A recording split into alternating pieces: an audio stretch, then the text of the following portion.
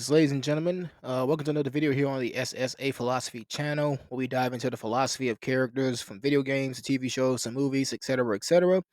So today's video, we're going to be going on ahead, of course, and continuing on with exploring. Since it is Black History Month, we're going to go on ahead and explore, some very memorable figures from a time, in the civil rights movement era. Some figures who, overall have not necessarily have been focused on or haven't really given as much attention on as possible. And I just want to shed some light overall on these legendary figures, here this Black History Month, and also wanting to make more videos like this on the channel, of course. So so this is going to be something overall, as I said before in my previous video that I made on Robert F. Williams, the video that I already made. Which, once again, thank you all for who watched the video, who viewed the video. I do thank you, appreciate the support of the video that it's gotten. And once again, like I said, I will definitely continue to keep making more videos like this on the channel, and this will definitely be something overall that that we'll do more often here on this platform. But other than that, we are going to go on ahead and get started with this video right away by discussing and talking about the introduction. So, Fred Hampton was an influential African American activist, revolutionary socialist, and leader in the Black Panther Party during the 1960s. And his activism focused on racial justice, community empowerment, and economic equality. And he's best known for his leadership in the Illinois chapter of the Black Panther Party and his role in forming the Rainbow Coalition and his tragic assassination at the hands of law enforcement. So, Frederick Allen Hampton Sr. Was born on August 30th, 1948, in Summit, Illinois, and he was an American Marxist, Leninist revolutionary. He came to prominence in his late teens and his early 20s in Chicago, in Chicago as deputy chairman of the National Black Panther Party and chair of the Illinois chapter as a progressive African American. And he also founded, once again, the anti-racist and anti-classist Rainbow Coalition, which is a prominent multicultural political organization that initially included the Black Panthers, the Young Patriots, which organized the poor whites, and the Young Lords, which organized Hispanics, and also an alliance among major Chicago street gangs to help them in infighting and work for social change. And he also considered fascism as the greatest threat, saying nothing is more important than stopping fascism because fascism will stop us all. So we will get more further into this as we do continue with this video. So the early life and education of Fred Hampton. So his parents, Francis and Iberia Hampton, so they were part of the Great Migration, which is where African Americans who moved northward in search of better economic opportunities and an escape from the oppressive racial hierarchy of the Jim Crow South. So both of Hampton's parents worked hard to provide for their family, with his father employed at the Argos Starch Company and his mother working as a caretaker. And their working class values and firsthand experiences of racial injustice laid the foundation for Hampton's deep rooted sense of activism and community engagement. So he grew up in Maywood, a predominantly black and working class neighborhood west of Chicago. He attended Irving Elementary School, where he was known as a bright, energetic, and charismatic student. And from an early age, he displayed exceptional leadership skills, an ability to articulate complex ideas, and a deep sense of responsibility toward those around him. He was heavily influenced by the social and political climate of the 1950s and 1960s, a period marked by the civil rights movement, police brutality, and systemic discrimination against African Americans. As a teenager, Hampton enrolled at Proviso East High School in Maywood, and during this time, he became actually aware of racial injustices, particularly those faced by Black students in education and society at large. While excelling academically, he also proved to be a formidable athlete, playing on the school's football team. However, it was his extracurricular engagement in social causes that defined his teenage years. He was drawn to the ideas of equality, justice, and activism, influenced by the work of prominent leaders such as Malcolm X and Martin Luther King Jr., and the rising influence of the Black Power movement. And one of the most defining aspects of Hampton's early activism was his involvement with the NAACP, which is the National Association for the Advancement of Colored People. By the age of 17, he had become a youth leader within the organization, spearheading initiatives aimed at improving Black students' educational opportunities and addressing local issues of racial injustice.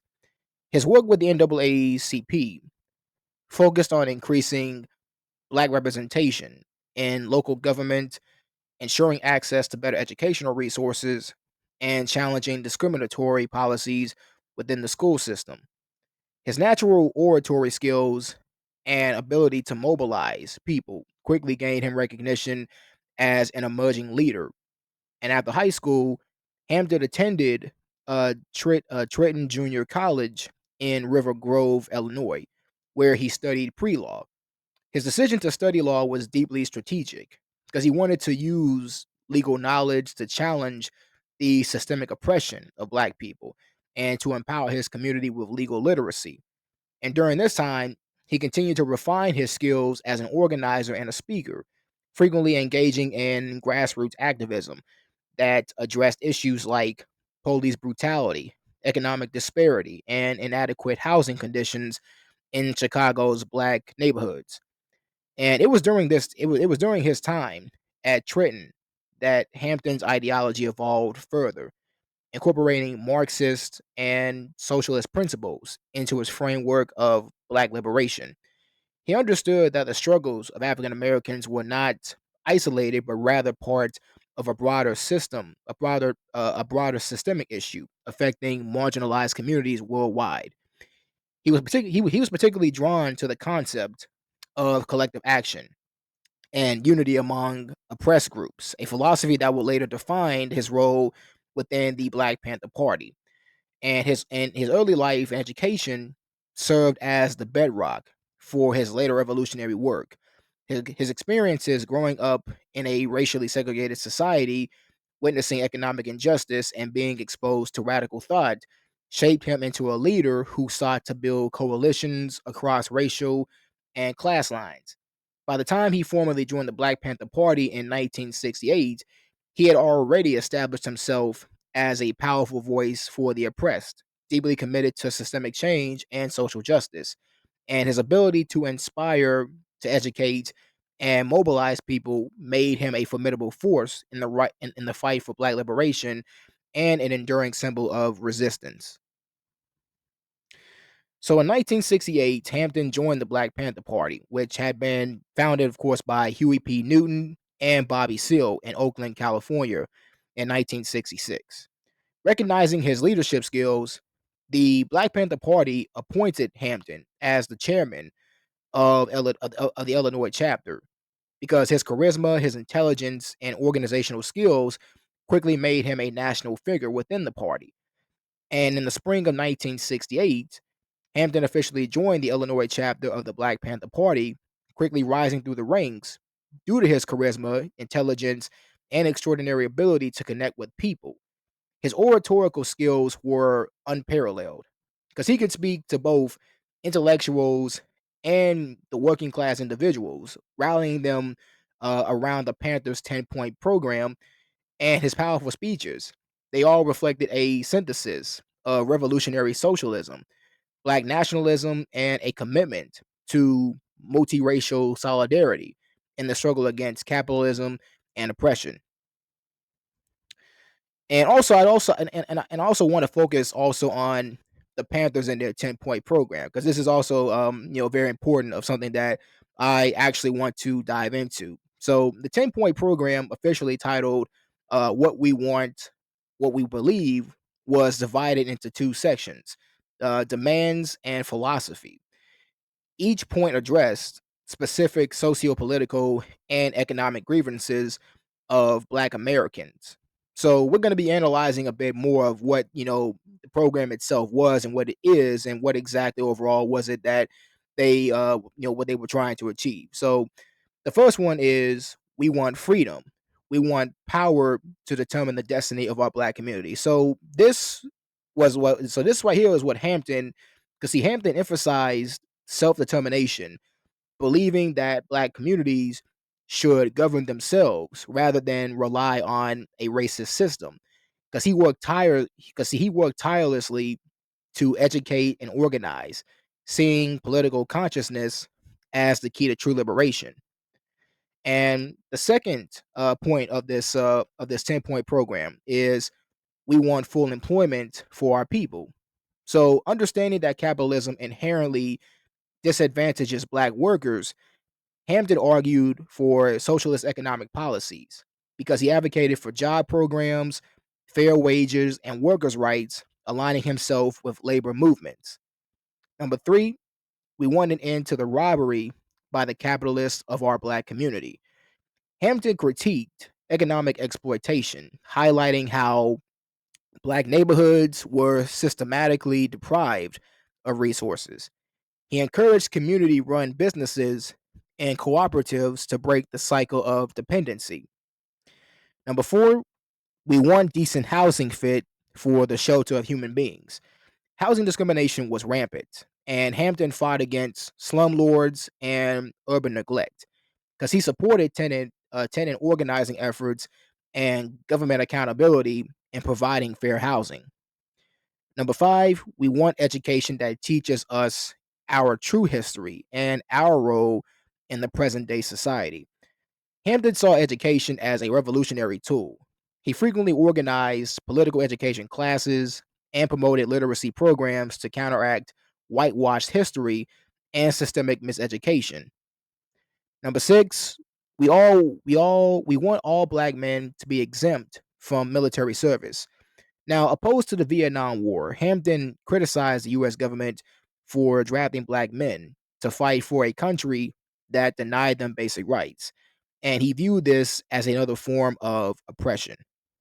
Number seven, we want an immediate end to police brutality and the murder of Black people.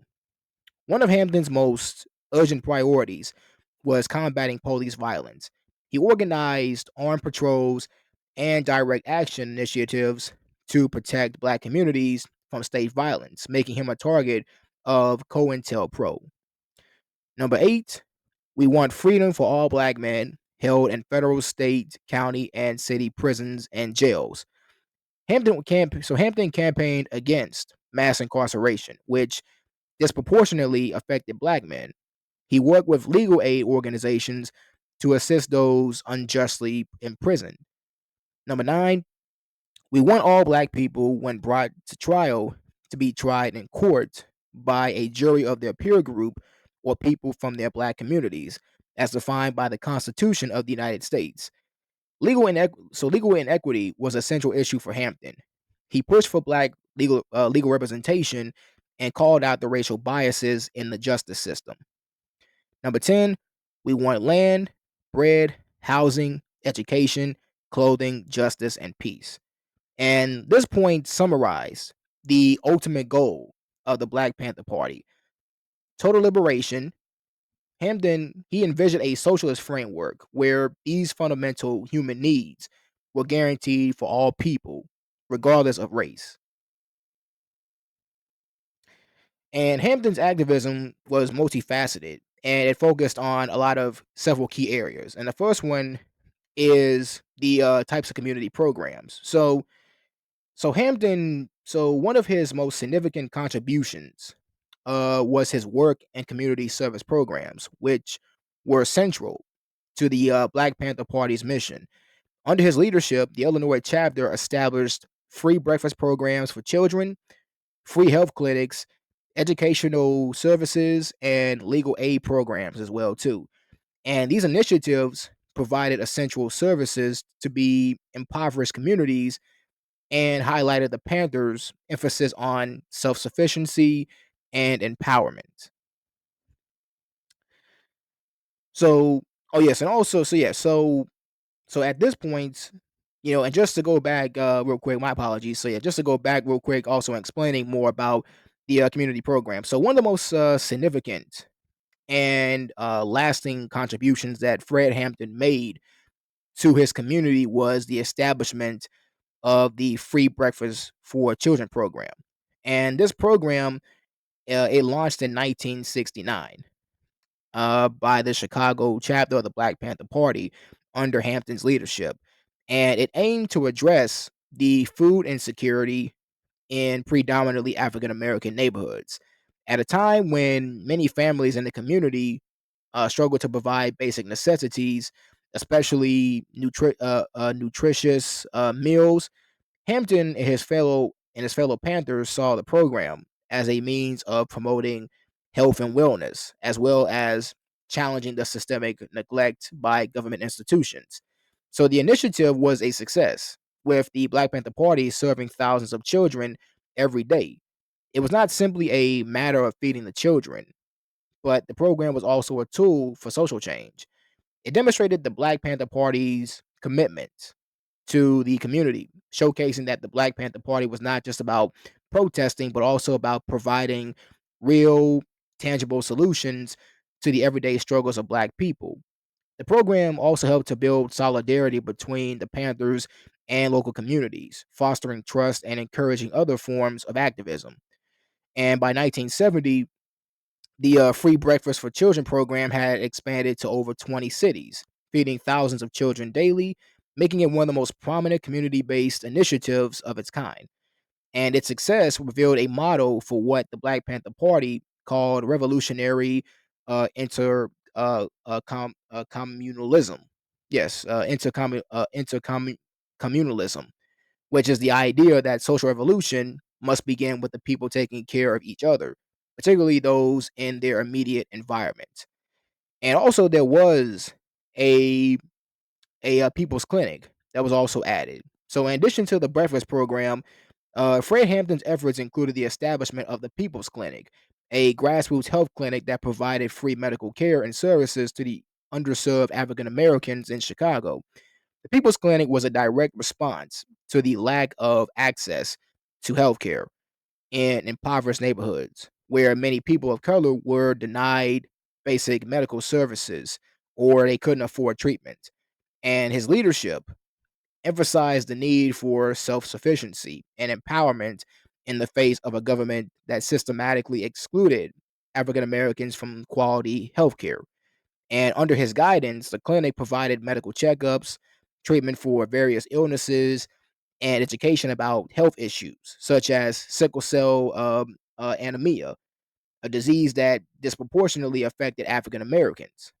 The People's Clinic not only treated individuals, but also educated the community about health risks and preventative measures.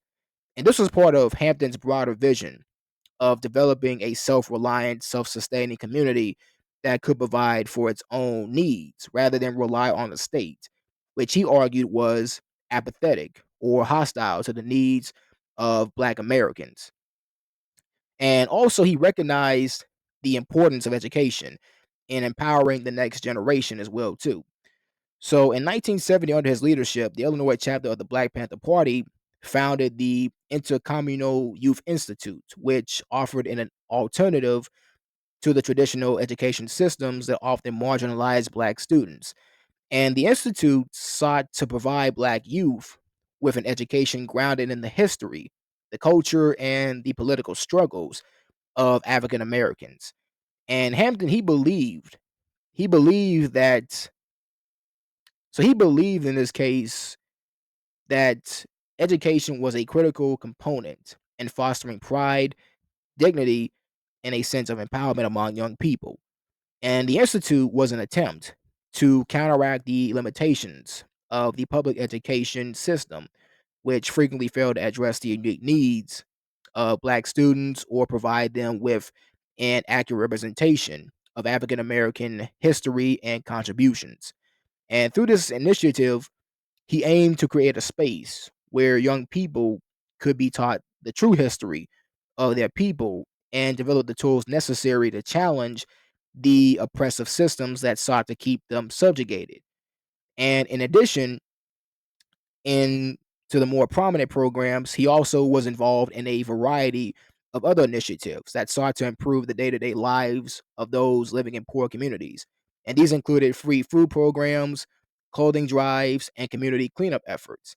And these grassroots programs were designed to meet immediate needs while simultaneously providing an avenue for people to get involved in activism and organizing. So Hampton's philosophy was that revolutionary change would come from the people, and it was essential to involve the community in every aspect of the process. And through his work with the Black Panther Party, he helped transform how African Americans viewed their relationship with institutions and social services. And the programs he developed illustrated the power of collective action and the importance of meeting basic human needs in the struggle for liberation. So these programs, they lay the groundwork for future activist organizations and movements that will continue to challenge the status quo and push for systemic change. And one of his most distinctive contributions was his commitment to building multiracial coalitions in pursuit of the shared goals. And he recognized that the struggles of African Americans were intertwined with the struggles of other marginalized groups. And he believed in forging alliances with people of all races, ethnicities, and backgrounds. And this was exemplified in his leadership of the Rainbow Coalition, a multiracial political organization that included not only Black people, but also white working class groups, uh, Latinx communities, and Latinx communities and Native Americans. So the Rainbow Coalition sought to unite people across racial lines around the common economic and political interest. Under Hampton's leadership, the coalition included organizations like the Young Lords, who are like pretty much a Puerto Rican nationalist group, the Young Patriots, a white working class group, and the Rising Up Angry organization. So Hampton's ability to unite diverse groups was revolutionary for its time and is considered one of his most lasting legacies. And speaking of the Rainbow Coalition, so Hampton, he was very instrumental in creating the Rainbow Coalition. Having this alliance between not only just the Black Panthers, but the Young Lords and the Young Patriots organization. The Young Patriots organization was a group of poor white activists. So the coalition was conceived by Hampton as a multi-ethnic, cross-racial alliance that sought to unite various oppressed groups against common enemies: police brutality, economic exploitation, and systemic racism. So Hampton's understanding of class struggle was central to the formation of the coalition, as he recognized that Black people, while facing unique racial oppression, they were not alone in their fight, because you had working class white people, you had Latinx communities, Native Americans, and poor people of all racial backgrounds, and they all shared a common ground in their fight against capitalist oppression. So the coalition brought together a diverse range of different groups that had all often been divided by race, ethnicity, and social class. So the Black Panther Party, as being the driving force behind the coalition, their core philosophy of self-defense, empowerment, and social justice played a central role in the movement. However, Fred Hampton pushed the Panthers to expand their agenda beyond just Black liberation to actually include the broader struggles of other marginalized groups. And then you also had the Young Lords organization. And the Young Lords organization, a Puerto Rican nationalist and socialist group that was active in Chicago. The Young Lords were focused on issues such as housing rights, education reform, and healthcare for Puerto Rican communities. And Hampton saw them as vital allies in the Rainbow Coalition, recognizing the shared struggles of both Black and Puerto Rican communities against systemic inequalities. And then you also had the Young Patriot organization, and this was, a group primarily comprised of poor white working class people from the Appalachian region. And these individuals, they faced systemic economic hardships and discrimination, particularly in urban areas.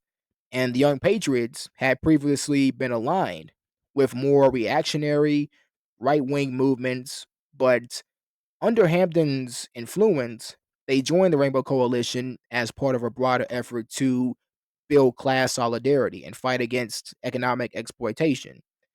And you also had the American Indian movement. So this was an advocacy group that focused on the rights of Native Americans, including issues related to land sovereignty, cultural preservation, and fighting discrimination. And Hampton's recognition of the shared struggles of African Americans and Native Americans in the context of colonialism and racism helped foster a relationship between the two movements.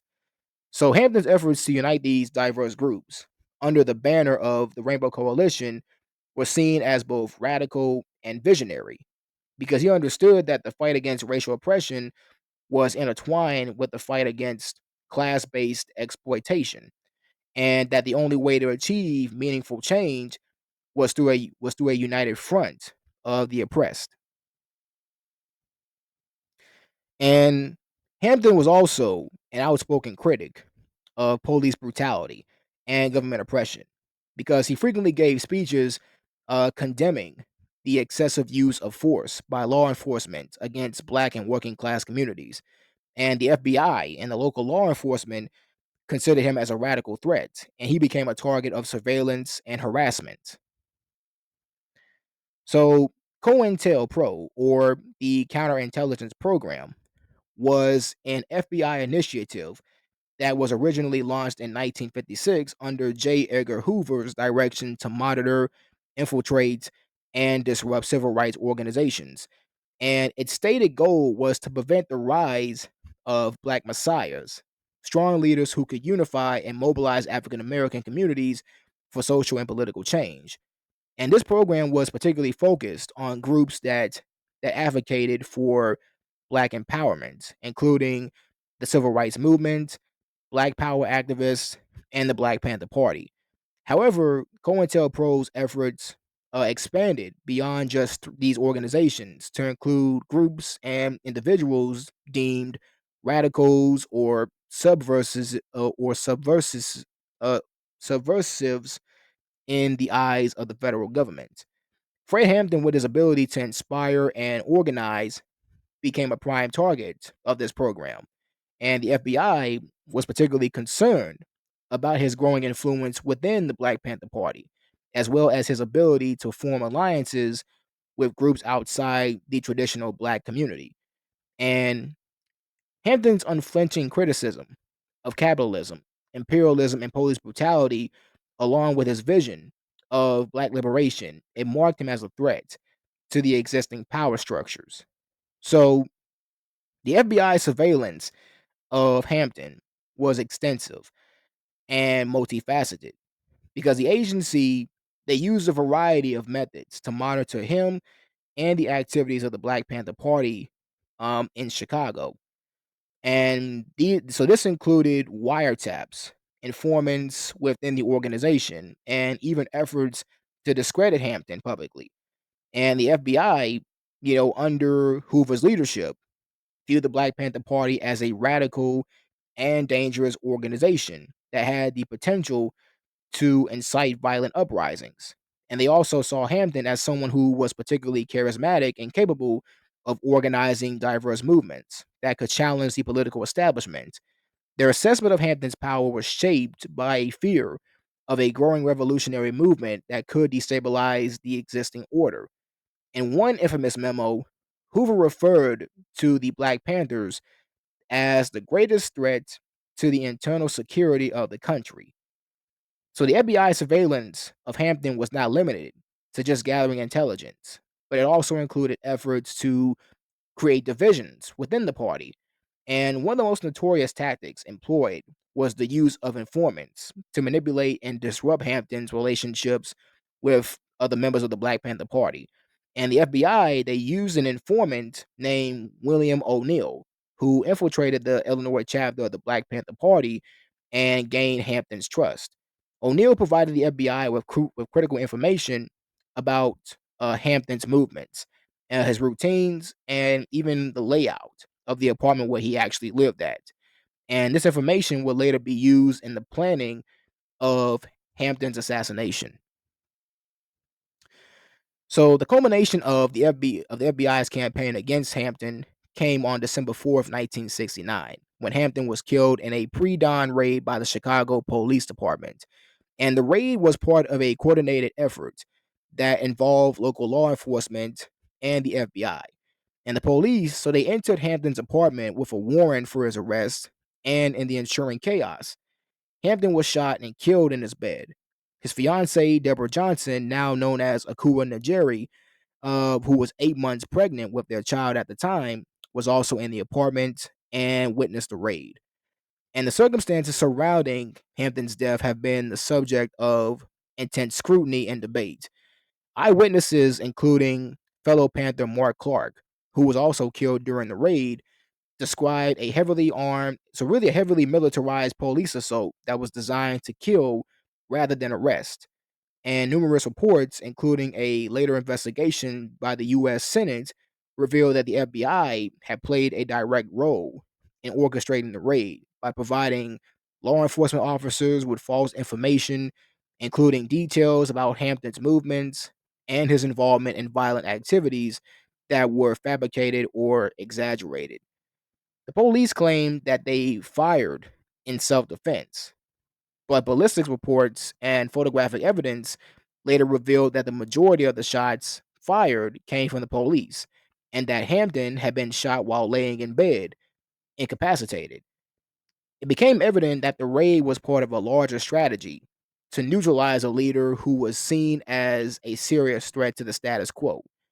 So Fred Hampton's assassination was a devastating blow to the Black Panther Party, but it also served as a stark reminder of the extent to which the U.S. government was willing to go to suppress political movements that challenged the system.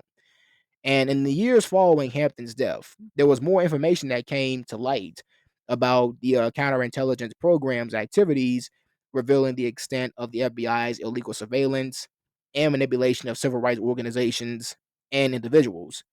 In 1971, COINTELPRO was exposed after a group of activists broke into an FBI office in Media, Pennsylvania, and they discovered thousands of documents that detailed the program's covert operations.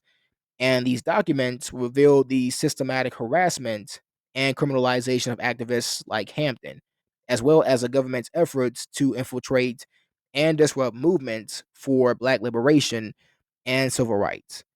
So the exposure of the counterintelligence program eventually led to investigations by Congress, including the Church Committee hearings in the 1970s, which criticized the FBI and other government agencies for their illegal and unethical activities.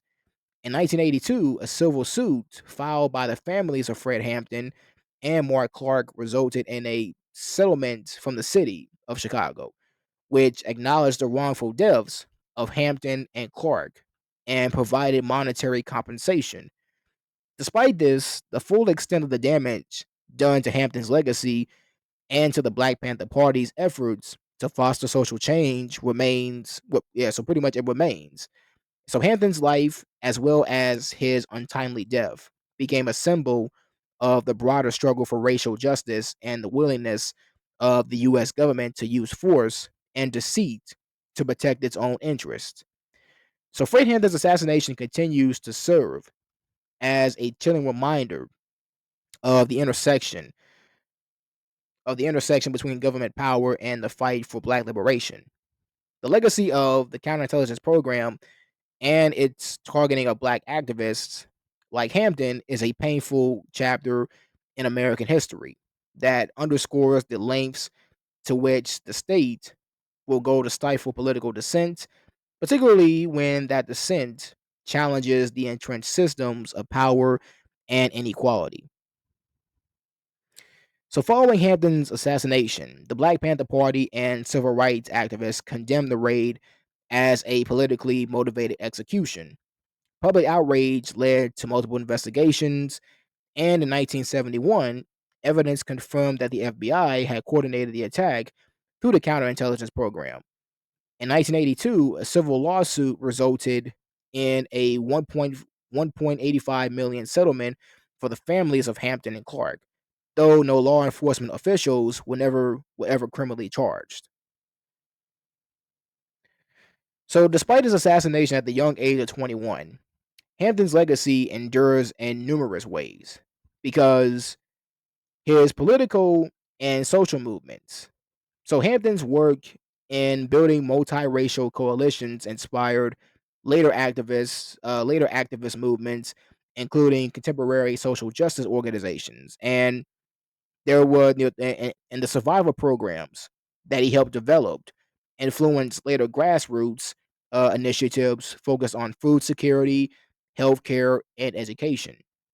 And his story has also been portrayed in the films, books, and documentaries, most notably in the 2021 film Judas and the Black Messiah, which also shed light on his assassination and COINTELPRO's role. And also in Chicago, there was actually a street that was also named after Hampton, and his life continues to be honored through activist movements and educational programs. So, what are some lessons really overall that that we ourselves can really learn from Fred Hampton's life and activism? So, first things first, it's really got to be the power of grassroots organizing because Hampton demonstrated that change begins at the community level because his work in organizing local initiatives such as the free breakfast programs and health clinics show the impact of direct action and coalition building and solidarity. So his Rainbow Coalition exemplifies how unity across racial, ethnic, and class lines strengthens the fight against systemic oppression and state repression of activism. So the COINTELPRO's targeting of Hampton reveals the extent to which the government that they will go to suppress the influential leaders who challenge the status quo. And the role of the charismatic leadership. So his ability to actually inspire, mobilize, and to educate people highlights the importance of strong leadership in social movements and the criminalization of black activism. The betrayal of the Black Panther Party as a violent extremist group rather than a community-based organization reflects broader patterns of racialized state oppression and the intersection of race and economic justice. Hampton's activism was not just about racial equality, but also it was about economic empowerment, showing the deep connection between the two struggles and the legacy of political assassinations. Hampton's assassination serves as a historical case of political violence used to dismantle movements for social change and historical parallels to modern social movements. The tactics used against Hampton and the Panthers can be compared to contemporary policing and surveillance of activist groups today, and the media representation of revolutionary figures. So Hampton's portrayal in films and books shows how historical narratives are shaped and are reinterpreted over time, and the importance of preserving historical memory. Understanding Hampton's life ensures that his contributions are not erased or misrepresented in mainstream history.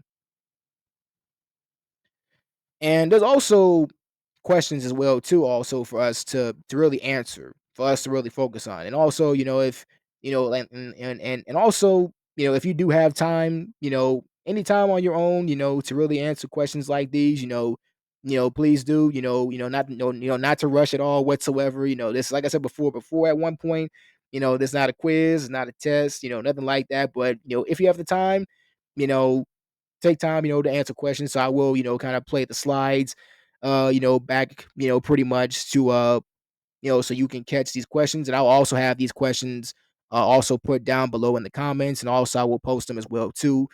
So, I'll just, show the slides, showing different questions to take time to catch them.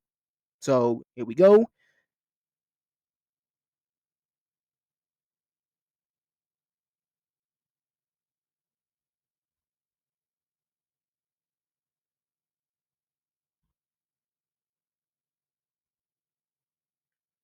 But other than that, though, ladies and gentlemen, that overall, does conclude this video here today. So Fred Hampton was a visionary leader whose activism challenged systemic oppression and fostered a lot of community empowerment and built alliances across racial and economic lines.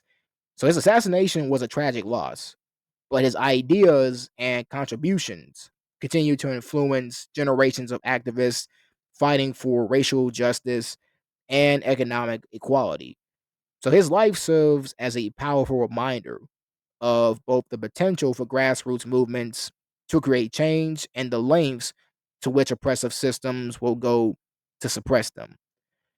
But other than that, ladies and gentlemen, that does it for the video here today. And of course, if you like more videos on the channel, of course, hit the like button, subscribe to the channel, and also comment more further so I can hear your thoughts, hear your opinions about what you feel about this. Everything overall, because your opinions and your thoughts on this channel, they always matter. But other than that, though, I'll end this video off saying to always be smooth, to always be steady, and to always be aggressive. Peace.